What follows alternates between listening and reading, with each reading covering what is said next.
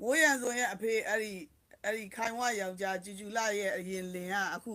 အပူလေးဖမ်းခံလိုက်ရတယ်အဲကျောင်းတော်ကရန်စဟိုကျော်စီရဆိုတဲ့ပြပုတ်ပါတီကကျော်စီရဆိုတဲ့ပြပုတ်ပါတီကနော်မိုးရံစွန်ရဲ့အဖေခိုင်ဝရဲ့ယောက်ျားကိုအပူကဖမ်းလိုက်ပါတယ်တဲ့ဒါကျောင်းတော်ကရန်စတွေမိုင်းလာနေတယ်တဲ့အေးမိုင်းအင်ကြီးတစ်လေးသားမိုင်းက spring ဆိုရင်ကာလာလေးတွေအဲ့လိုတောက်လင်းလင်းလေးတွေဝေးရတယ်နယူးယောက်ကရဲ့ကာလာကြီးမှုံကုန်တာအမြဲတမ်းမှားပြီးတော့အမဲရောင်အနက်ဟိုဟာနက်ပြာအညူအဲ့လိုကြီးတွေမှုံကုတ်ကြီးတယ်အခုချိန်ကမိုင်းတို့ရဲ့spring ရာသီရောက်ပြီဆိုတော့မိုင်းတို့ကလာလင်းထင်းလေးပါအချင်များပူစီမာကျူစကားလေးများချမ်းတဲ့ခါကျူခွားရဲ့ပထမလင်ကိုနော်ကျောင်းတော်ကရန်စားနဲ့အပူရေးရနေပြီးဖမ်းလိုက်ပါပြီတဲ့အစစ်အစိမ်းတွေနင်တို့များလင်ကြီးတွေဖြစ်နေခဲ့သည်ရှိတော့နင်တို့ရဲ့ဟိုမယားကိုနင်တို့ကတန်ရောစင်မပြတ်တဲ့ခါကျတော့နင်တို့ကစစ်တပ်ကြီးအာနာသိန်းတော့အဲ့ဒီကျော်စရာဆိုတဲ့လူကပျော်တယ်ဟေးဆိုအော်တာတဲ့တော့ပြည်သူတွေဒုက္ခရောက်တာကိုဒီလူကပျော်ခဲ့တဲ့လူဖြစ်တဲ့အတွက်အပူရဲသူ့ကိုထပ်ဖမ်းတာဒီပြည်သူတွေကပျော်တာတော့သူ့ကိုနော်အဲ့ဒါမိုးရံစွန်ရဲ့အဖေအဲ့ဒီခိုင်ဝယောက်ျားဂျူဂျူလာရဲ့အရင်လင်ကအခုအပူလေးဖမ်းခံလိုက်ရတယ်အဲကျောင်းတော်ကရန်စနော်အပူကအတန်တိုးနေတယ်တဲ့မိုင်းကြီးကလေပြန်နားထောင်နေသိလားလူများပြောတဲ့ဥစ္စာတွေမိုင်း live ပြန်နားထောင်ရင်လေမိုင်း live ကအတန်အတော်ပဲဟိုကိုပါကိုနည်းနည်းလေးဟို volume လေးနည်းနည်းလေးတင်ကြည့်ပါလားလို့မိုင်းအတန်အတော်ပဲပြန်နားထောင်ကြည့်အဲ့တော့ကျောင်းတော်ကရန်စားနဲ့အပူရေးရနေပြီးတော့ဥကျော်စရာကြီးကိုဖမ်းလိုက်ပါတယ်တဲ့အဲ့ဒီဥကျော်စရာဆိုတာကနော်စစ်တပ်ကထွက်လာပြီးတော့အမေစုပါတီမှာတက်ခိုင်တဲ့သူနဲ့နော်တက်ခိုင်တဲ့သူနဲ့လာပြီးတော့ဟိုဟာလောက်ကြသေးတယ်တက်ခိုင်တဲ့သူနဲ့ဟိုဥစားပေါ့နော်ဟိုဒိုင်မင်ထိုးသေးတယ်ဒိုင်မင်ထိုးပြီးတော့အမေပါတီမှာဟိုတယောက်ကလည်းဒုတိယသမရပေးရင်ကျမလုံးရမှာပေါ့အမေတက်ကနော်အဲ့ဒီကျော်စရာဆိုတဲ့ဘဲကလည်းအခုပြပုတ်ပါတီရဲ့ဒုတိယဥက္ကဋ္ဌပေါ့အကယ်လို့ပြပုတ်ပါတီနိုင်သွားရင်ပထမဖြစ်တဲ့အမေတက်ကသမရဖြစ်ပြီးတော့အဲ့ဒီကျော်စရာဆိုတဲ့လူကတာတော့ဟိုဟာလေတာဖုန်းဆိုတော့မိုင်းဖုန်းကအခုကအရမ်းမိုက်နေရလေဖုန်းကဟိုဟာဖြစ်တော့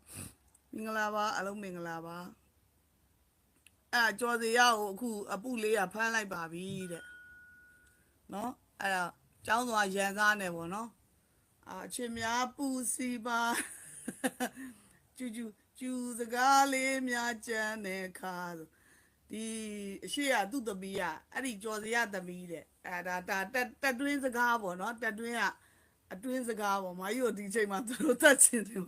မာကြီးရဲ့လူတွေကရိုးဆိုရင်မကြိုက်ဘူးအတင်းနေပါလေအဲ့လိုပြောမှကြိုက်တာသိလားဟိုတကာတော့မာကြီးအဲ့ကျော်စရာဆိုတာကျူလာပထမလင်လို့ပြောလိုက်တဲ့ live ကလေလူ3 သန်းတောင်ကြည့်တယ်အဲ့ဒါမကောင်းဘူးနော်နင်တို့ကအတင်းကြိုက်တဲ့လူမျိုးတွေငါတော်လည်းအကြောင်းပြောနေတယ်နင်တို့3 သန်းလောက်နေ့တိုင်းကြည့်နေတာအခုအဲ့ဒီအေးတာကျူလာပထမလင်ဟိုတဲ့အပူလေးကဖမ်းလိုက်ပါပြီတဲ့အဲ့ဒီကောင်က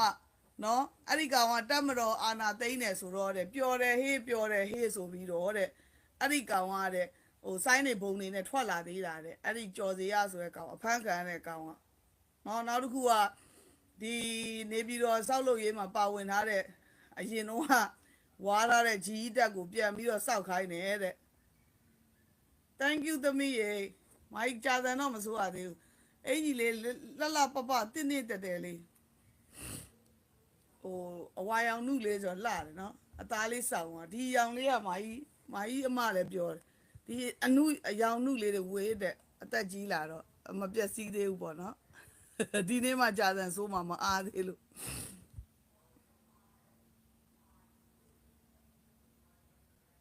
ဟုတ်ကဲ့ကိုနိုင်ရေ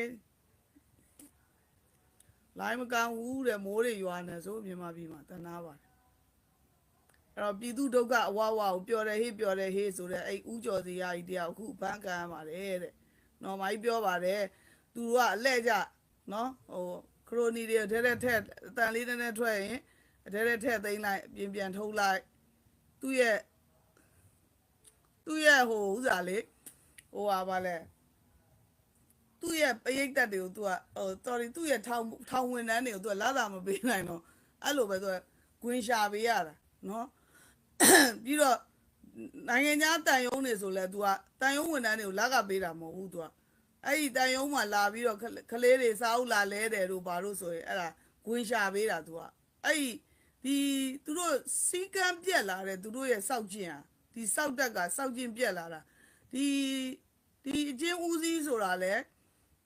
လာသာပေးထားတယ်ဒါပေမဲ့အဲ့လာသာတဲ့မလောက်တဲ့ခါကျတော့ဂွင်ရရှာရတယ်အဲ့တော့ဂွင်ရှာတော့ तू ကဘာလုပ်လဲဆိုတော့ तू ကဂွင်ဖန်ပေးတာမင်္ဂလာပါရှင်မင်္ဂလာပါ thank you ပါအဲ့တော့မင်္ဂလာပါအဲ့တော့ तू ကဂွင်ဖန်ပေးတဲ့ခါကျတော့အချင်းဦးစီးကိုလည်းအဲ့လိုပဲအော်ဒီမှာဘိုတေဇလာကြည့်နေမင်္ဂလာပါဘိုတေဇရေလေးစားပါတယ်အဲ့တော့ဒီဟိုပါပေါ့နော်အချင်းဦးစီးကိုလည်းဂွင်ရှာပေးရတယ်အခုကြော်စရာကိုဖမ်းတယ်တဲ့ပြပုတ်ပါတီက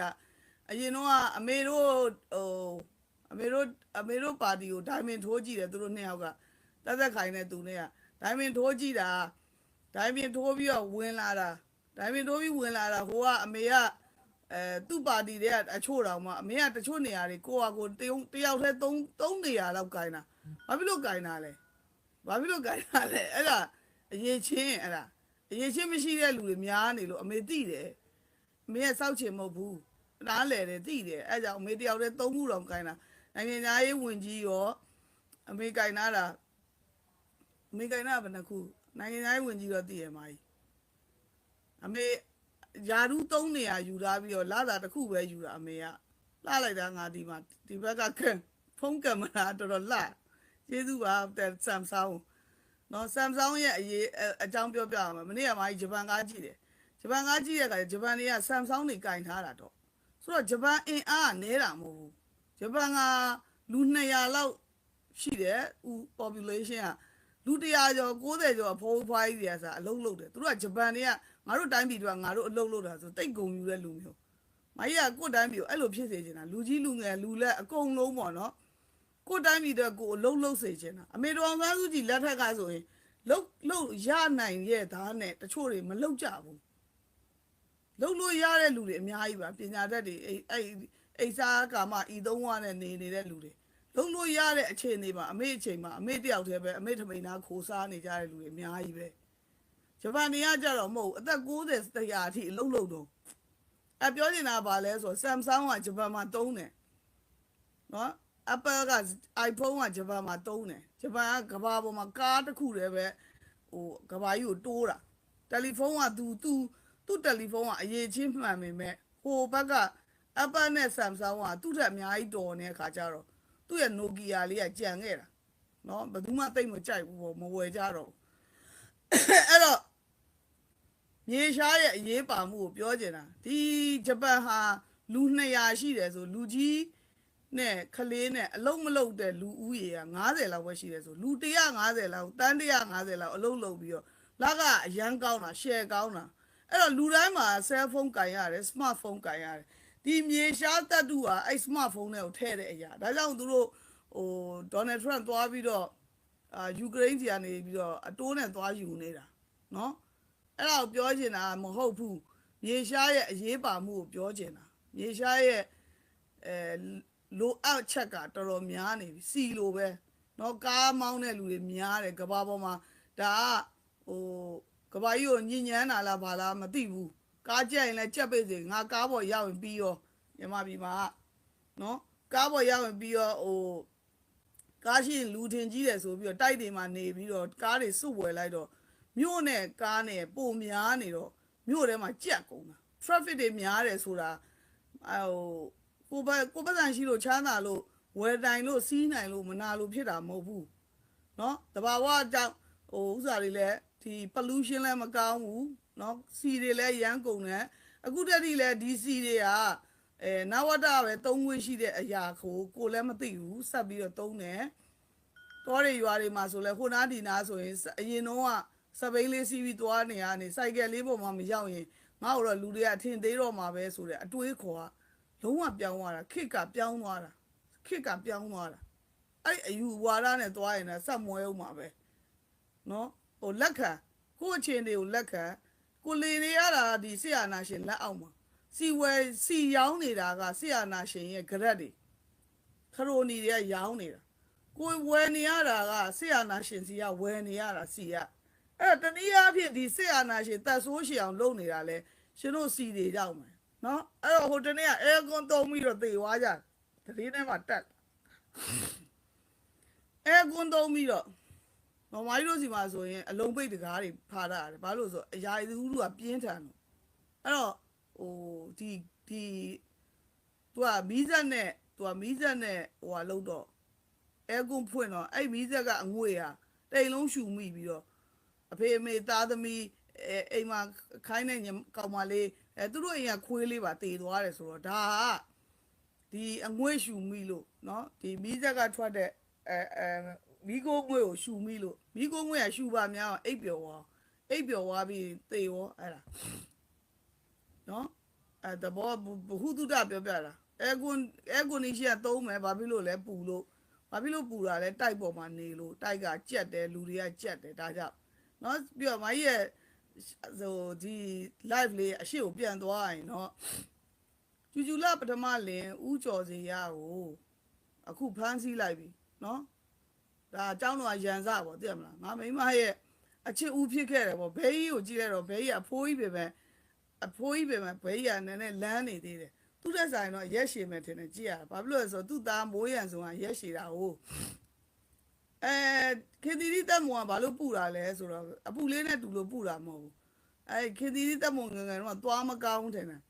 သွားမကောင်းတော့မစားတော့အာဟာရမနေပြီးတော့လူလေးကလူစင်မမီတဲ့ကိုလုံးလေးနဲ့ branded တွေဝတ်ထားတာပေါ့နော်ပြောချင်တာကဘာလဲဆိုတော့အစားပစ်ကီလုပ်လို့ပေါ့နော်ဟိုအစားကြီးများတဲ့လူတို့ငယ်တော့ကသွားဝါမယ်ချိန်မှာပါဇက်ထဲမှာသွား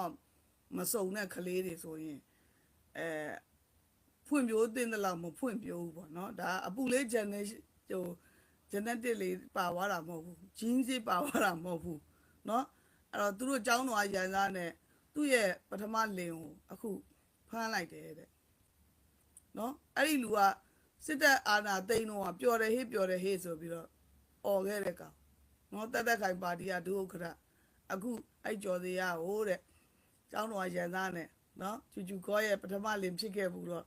အဲ့နဲ့အပူလေးကဖမ်းလိုက်တယ်တဲ့အဲ့ဒါပြည်သူတွေကိုသတင်းစကားပေးခြင်းလို့အဲ့တော့နင်တို့သာလင်ကြီးတွေဖြစ်နေကြမယ်ဆိုရင်စစ်စိမ်းတွေနားတာနင်တို့သာလင်ကြီးတွေဖြစ်နေကြမယ်ဆိုနင်တို့မယားတွေကနင်တို့သိရင်လဲမဲနိုင်ပြီးမဲဖောက်ခံရအောင်မယ်နော်ဒီတက်မတော်ရဲ့အတွေးခေါ်ယူဆရလဲဒီစစ်တပ်ထဲမှာနေဘူးတဲ့လူကမှသာအဲ့ဒီမျိုးသမီးရတာဒီစစ်တပ်ကိုထပ်ပြီးတော့ထိမ့်သိမ့်နိုင်စွမ်းရှိတယ်ဆိုပြီးတော့တော့ကြိုင်တော့ကလည်းတန်းရွှေကမဲဖောက်ပြီးယူထားတာကြိုင်ပထမလင်းနဲ့ရတာတား2ယောက်လား3ယောက်လားမသိဘူးเนาะနင်တို့စားနေတဲ့ဂျေတိုးနဲ့ပိုင်ရှင်โอเคအဲ့ဂျေတိုးနဲ့ပိုင်ရှင်ဆိုတာကြိုင်ပထမလင်းရတဲ့သားရဲ့မိမရှမ်းမပိုင်နာเนาะနင်တို့ရဲ့ Oriental House ဆိုပါလို့ဆိုတာအဲ့တော့နင်တို့တိသားအောင်ပြောပြတာအဲ့မှာသွားစားရင်လူထင်ကြီးတာမဟုတ်ဘူးနင်တို့အဲ့ဒါစစ်အစိတ်ပင်ရေးသွားလောင်းနေတာတော်လန်ရေးပါကိုဘလောက်မြည်ပြီးတွန်းအော်နေပါစေစိတ်တက်ကမမာဘူးဆိုရင်အဲ့ဒီဆိုင်တွေမှာသွားအားပေးခြင်းဖြင့်ပြည်သူကိုထပ်တက်လို့ရပါတယ်နော်ပြည်သူကိုတတ်တယ်ဆိုတာသူစစ်တပ်ကကြီးပဲတတ်တာမဟုတ်ဘူးကိုယ့်ရဲ့ခံယူချက်မပြင်းထန်တဲ့၍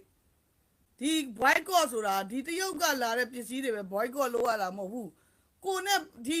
ကိုပတ်ဝန်းကျင်မှာရှိတဲ့ဒီအစားအသောက်တွေအစဒီဂျေရိုးနတ်တို့ဘာလို့ဆိုတာဒါစစ်တပ်ပိုင်ရှင်တွေပိုင်တာမတို့အကုန်လုံးသိတယ်ရူဘီဆလိကစစ်တပ်ကပိုင်တာမြန်မာပြည်ကစစ်တပ်ကပိုင်တာ